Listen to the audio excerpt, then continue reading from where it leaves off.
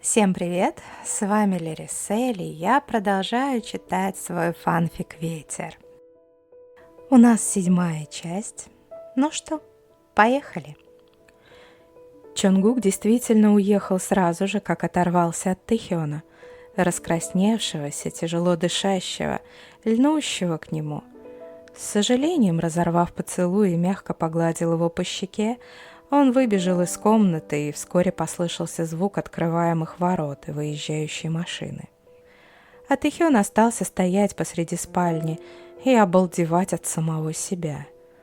Он только что позволил Чонгуку себя поцеловать, и ему это, черт побери, понравилось. Оставалось только тяжело вздохнуть и пойти умыться холодной водой, успокаивая бешено колотящееся сердце и привставший член. «Дожили, Тэ!» Вернувшись, он покосился на планшет. Неужели у него наконец-то появилась связь с внешним миром? Он быстро включил его и разочарованно застонал. Ни сим-карты, ни интернета на гаджете не было. На экране красовалась заставка, фото улыбающегося Чонгука и 3 папки со странными названиями. Манга, йой, инструкция по гейскому сексу и гей-порно. Некоторые слова были вообще непонятны, другие вызывали смущение. Тэхён покосился в окно. Оказывается, на улице уже стемнело. Аккуратно положил планшет обратно на стол и потопал в столовую ужинать. Он прям определенным местом чувствовал, что содержимое этого планшета аппетита ему не прибавит. «Почему все приятное так быстро заканчивается?» — думал он после вкусного ужина с, как обычно, щебечущей над ним Санми. Эта женщина все больше ему нравилась. Милая и веселая, полная дама в годах часто улыбалась, собирая около глаз морщинки. От нее как будто исходили волны тепла, заботы. Как давно он этого не ощущал. С тех пор, как они остались без родителей, Сакджин правда старался заботиться. Но это было все же не то. Тэхён купался в положительных эмоциях. Приставание Чонгука — единственное, что мешало ему быть абсолютно счастливым в этом доме. Ушло постоянное чувство тревоги, переутомления, даже воспоминания о прошлом почти не беспокоили. Ох уж этот Чонгук! Но даже о нем думать плохо становилось все сложнее. Несмотря на постоянные подколы и подкаты, он не делал ничего действительно ужасного. Ни унижений, ни насилия. Хотя ограничение свободы в первые пару дней сильно действовало на нервы, спокойная и расслабленная жизнь в этом доме помогла очень быстро привыкнуть и смириться. Тэхён зашел в спальню, которую уже давно в голове называл своей комнатой, хотя она по факту и принадлежала Чонгуку, и покосился на планшет, все так же мирно лежащий на столе. Этот предмет его нервировал.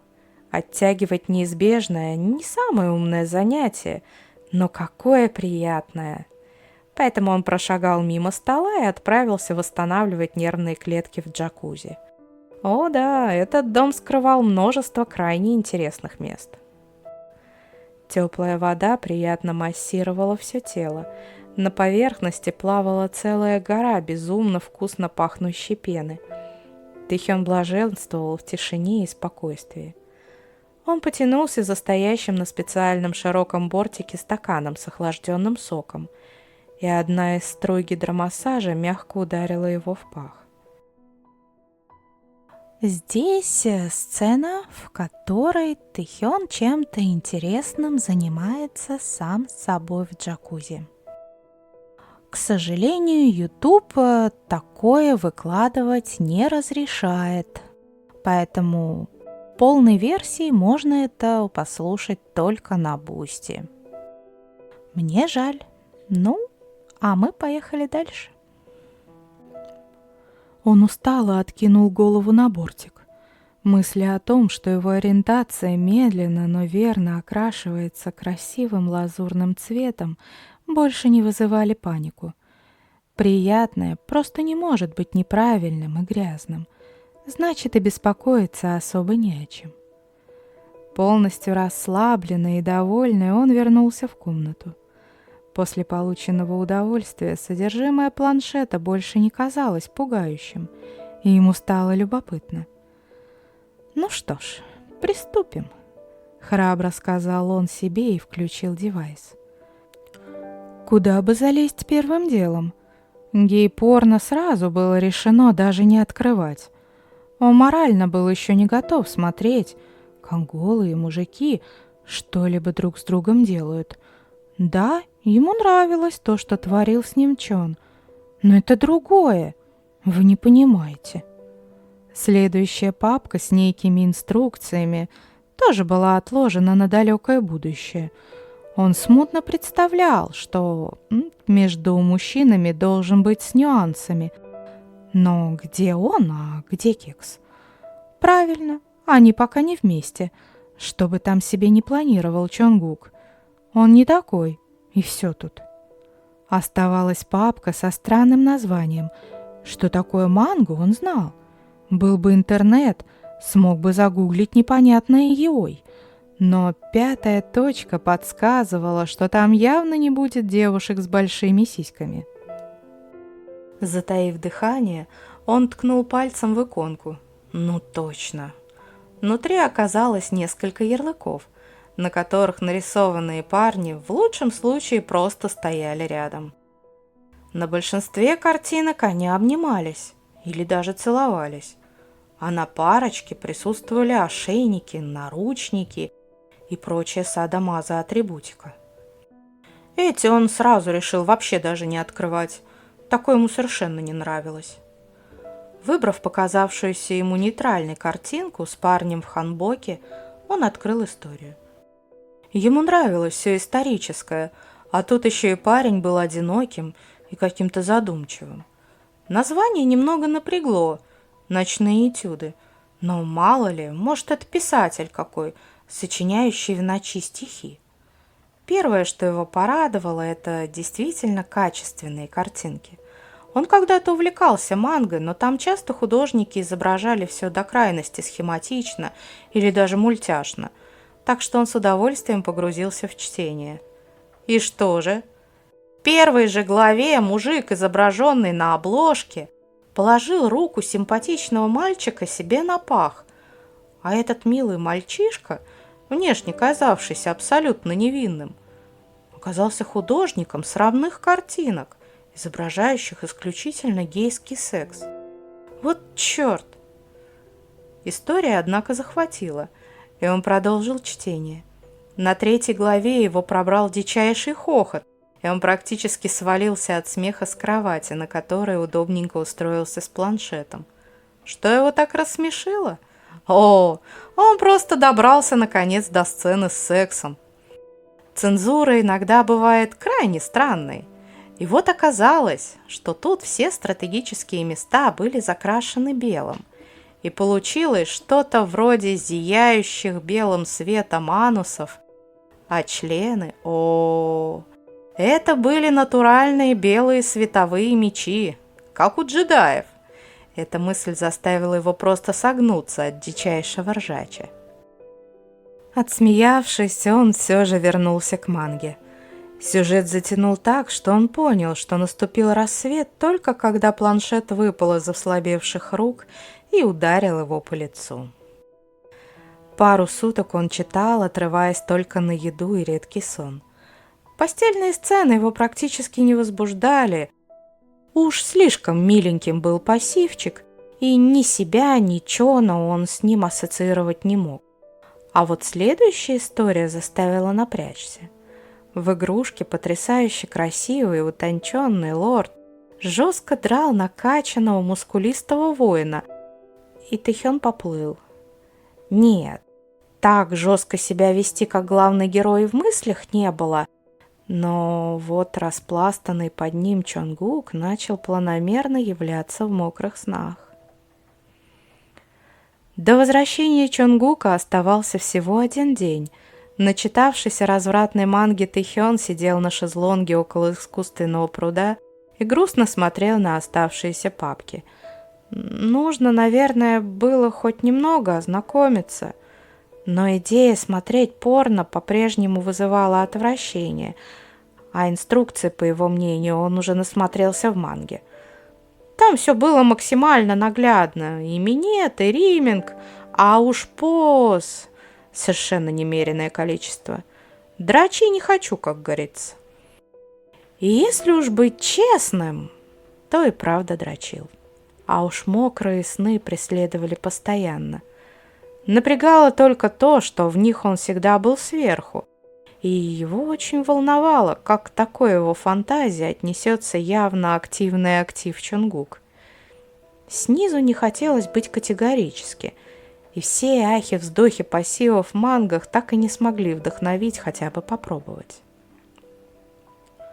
Плюнув на возможные последствия, он полностью сосредоточился на манге и окончательно пропал в сюжетах.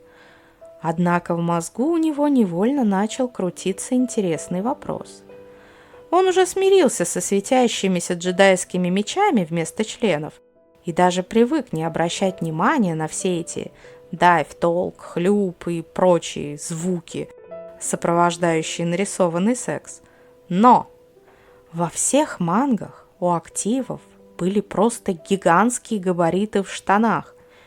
И если Чонгук ведет себя как этот самый активный актив, не означает ли это, что у него там тоже натуральная дубина вместо нормального среднекорейского размера? Эти мысли ему самому казались странными, но и окончательно отбросить их он никак не мог. Все же это его собственная, единственная и неповторимая задница в прямой опасности. Стало безумно любопытно, что же такое скрывает одежда Чонгука. Он неоднократно ощущал разными частями тела его стояк, но опыта определения размера по ощущениям не было никакого. Полдень. Сегодня было не так уж и жарко, но солнце ярко светило, по небу плыли редкие облака, похожие на огромную сахарную вату. Легкий ветерок мягко шуршал листьями. Тэхён уперся немигающим взглядом в спокойную гладь пруда, на берегу которого сидел на полюбившемся лежаке. Здесь была просто идеальная тень от раскинувшейся над головой густой кроны дерева, а от воды еще и веяло прохладой. Просто идеальное место. «Привет, принцесса! Соскучился?» Тэхён нервно вздрогнул и первым делом скосил глаза на собственный пах. Фух, там все было спокойно. Опять краснеешь. О чем задумался?» Тэхён уперся взглядом в собственные стиснутые в кулаки пальцы, мирно лежащие на коленях. Хорошо, хоть планшет в этот момент лежал рядом выключенный. У Чонгука чуйка, что ли, какая. Все время появляется в разгар далеко неприличных размышлений. Вот и что тут ответишь? Тэхён немного помялся и решил чуть польстить, авось и отстанут от него с неудобными вопросами. Он бросил смущенный взгляд из-под лобья и тихо сказал: «Соскучился». Ну что ж, тактика явно оказалась действенной. Еще пару минут он из-под ресниц с удовольствием наблюдал за потерявшим дар речи Чоном. «Неожиданно, но чертовски приятно!» Прокашлявшись и, наконец-то собрав мысли в кучу, пробормотал Чонгук. Потом прищурился и прервал уже открывшего рот для следующего предложения парня. «Нет, детка, я не буду постоянно оставлять тебя одного только ради таких слов». Тэхён разочарованно надул губы. Именно это он и хотел предложить. «Эх, манипуляция — это так сложно!» — грустно подумал он, а Чонгук только хмыкнул, явно прочитав на красивом лице эти мысли. «Не грусти, принцесса. В любом случае, подобное признание определенно заслуживает поощрения. Ты уже обедал?» Тэхён в ответ кивнул и заинтересованно уставился на Чона. «Соскучился по лошадям?» «О боже, Чонгук, конечно! Мне можно к ним?» В глазах Тэхёна загорелся неподдельный интерес, и он тут же вскочил со своего места, заволнованно переминаясь с ноги на ногу и не замечая, как начал заламывать руки. Все же лошади были его любимыми животными. С самого детства он ухаживал за ними, играл, даже выговориться он привык ходить на конюшню. Уткнувшись в мягкую холку, было проще выразить словами то, что скопилось в душе. И сейчас, лишенный их общества, он неосознанно грустил. Чонгук на пару мгновений отвернулся, скрывая хищный блеск в своих глазах. Кажется, его принцесса попалась. Наконец-то он обнаружил его явную слабость.